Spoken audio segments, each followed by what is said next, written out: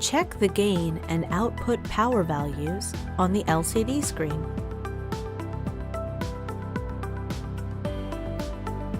If the LCD shows maximum gain and power without any alarms or light flashing, then the present location is best for maximizing your booster's performance.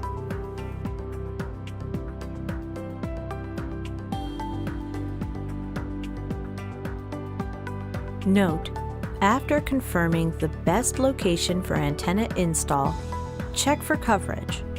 The ability to place and receive calls without them dropping is more important than the number of bars displayed on your phone.